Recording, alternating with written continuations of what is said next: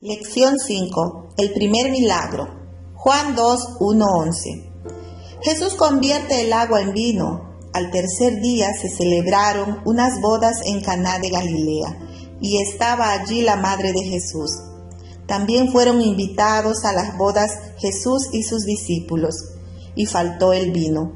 Entonces la madre de Jesús le dijo: «No tienen vino». Jesús le dijo: «¿Qué tiene que ver esto con nosotros, mujer? Aún no ha llegado mi hora». Su madre le dijo a los que servían: «Haced todo lo que Él os diga». 3 días después de haber llamado a sus primeros discípulos, Jesús asistió con ellos a una boda que se celebraba en Caná de Galilea, en la parte norte del centro de la región, a medio camino entre el mar de Galilea y el mar Mediterráneo. Es posible que Jesús haya ido con 6 de sus discípulos: Andrés, Pedro, Juan, Santiago, Felipe y Natanael. La madre de Jesús también estaba en la boda.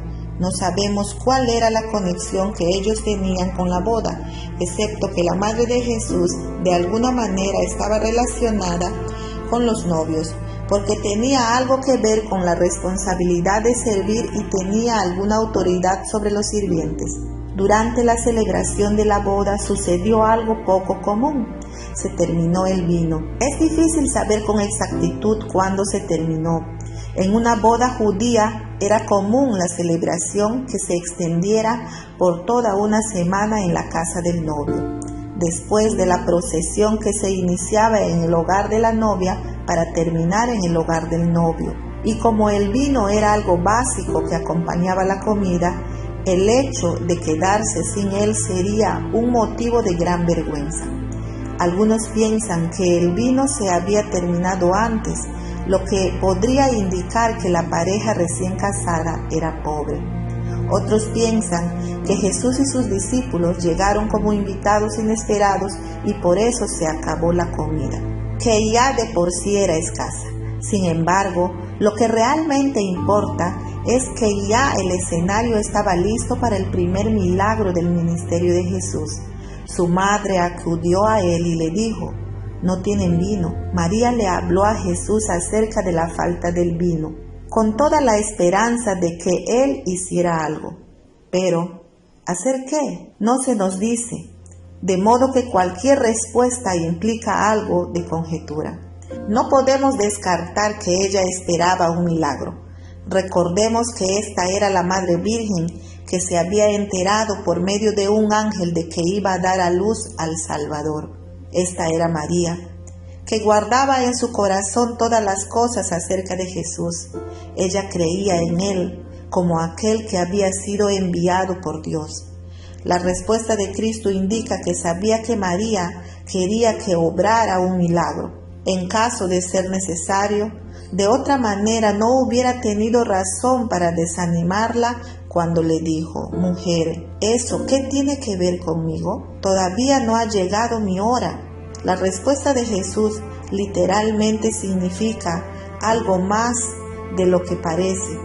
Lo que él realmente estaba preguntando era: ¿cuál es el interés común que tenemos en que yo actúe aquí? María quería cubrir esa necesidad inmediata y evitar la vergüenza cuando le habló como madre. Jesús necesitaba revelarse a sí mismo como el Mesías para fortalecer la fe de sus discípulos, y cuando se dirigió a ella le habló como su Salvador. El propósito de cada uno era diferente en esencia, aunque de él también iba a satisfacer el de ella. La hora de actuar también era un poco diferente. Jesús debía actuar a la hora que había establecido para él el Padre que está en los cielos. Y en el momento indicado, Jesús obrará un milagro, también en el tiempo establecido para el Padre. 3 años después, Jesús dará su vida por los pecadores perdidos. Juan 2, 1-5. María creía y confiaba en Jesús y les ordenó a los sirvientes del banquete: «Haced todo lo que Él os diga». Hacemos una pausa en estas palabras y pensamos en lo importante que son para todos hasta estos días.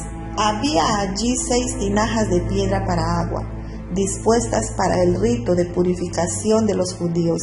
En cada una de ellas cabían 2 o 3 cántaros.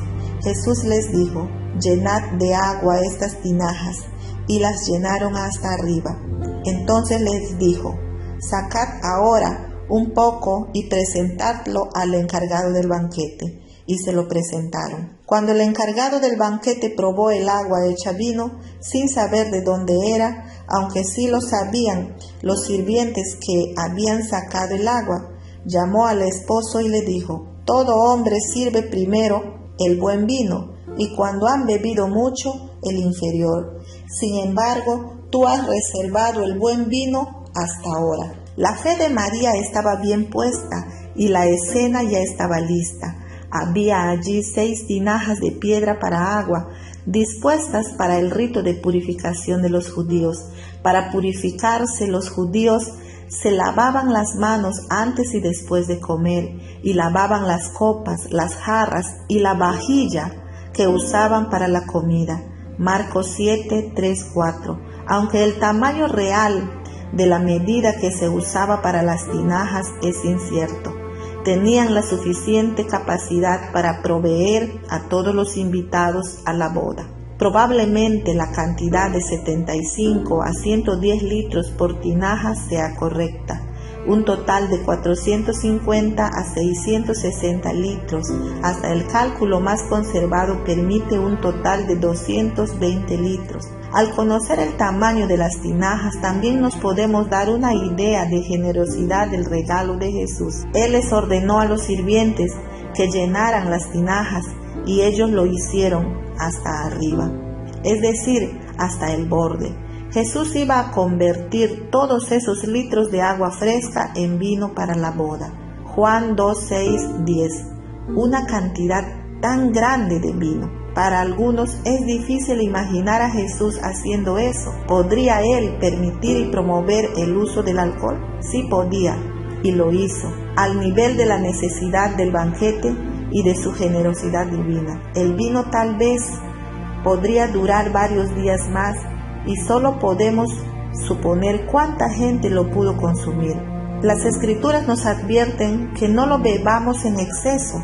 Proverbios 23, 20, 23, 29, 35. Pero no nos prohíben la ingestión del alcohol en general, como lo pudo comprobar el encargado del banquete. Jesús le dio una cantidad grande de vino de muy buena calidad para que se usara de la manera apropiada.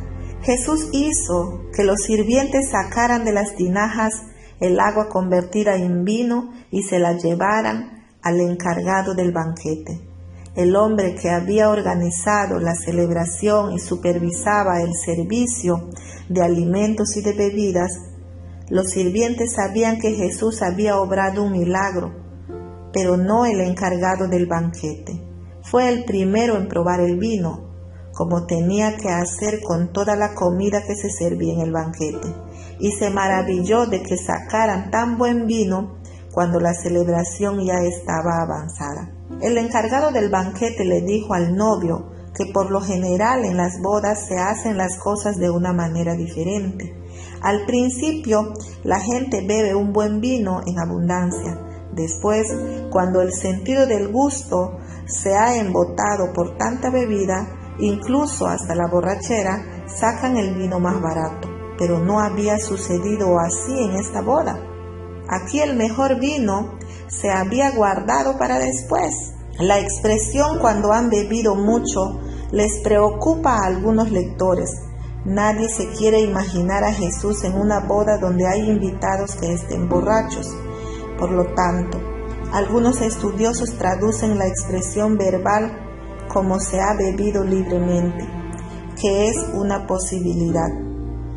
Pero el problema desaparece cuando se dan cuenta de que el encargado del banquete estaba recalcando cuán refrescantemente diferente de lo que él había descrito era la boda de Caná. Este principio de señales hizo Jesús en Caná de Galilea y manifestó su gloria, y sus discípulos creyeron en él. Los cristianos con frecuencia citan este relato para demostrar la manera en que Jesús estima el matrimonio y da regalos espléndidos cuando menos se los espera. Esos pensamientos son buenos, pero Juan nos ha contado este relato para mostrar la manera en que Jesús comenzó a obrar las señales que iban a revelar su gloria. El milagro tenía un propósito. Para el que la boda fue solamente un escenario, fue una señal. Una señal dirige la atención hacia algo. Esta señal proporcionó una manera física de señalar una verdad espiritual, es decir, la gloria del único Hijo de Dios. Esta acción de convertir el agua en vino probó la divina autoridad de Jesús y su majestad. El primer milagro de Jesús tuvo lugar en el oscuro pueblito de Caná de Galilea. Podríamos haber esperado que comenzara en Jerusalén.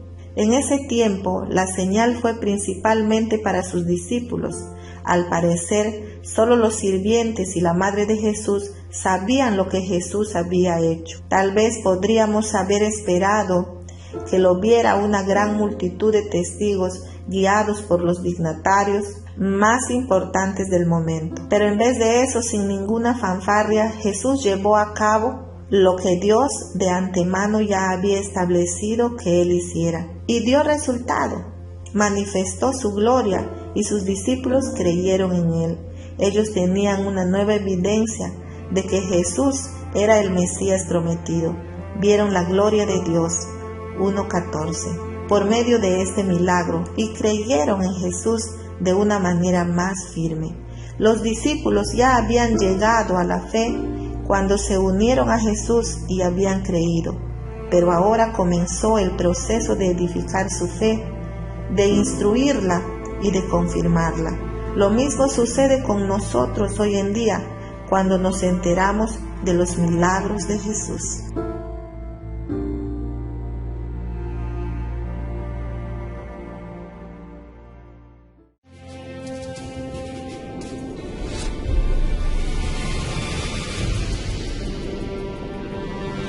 Academia Cristo, aquí tu paz.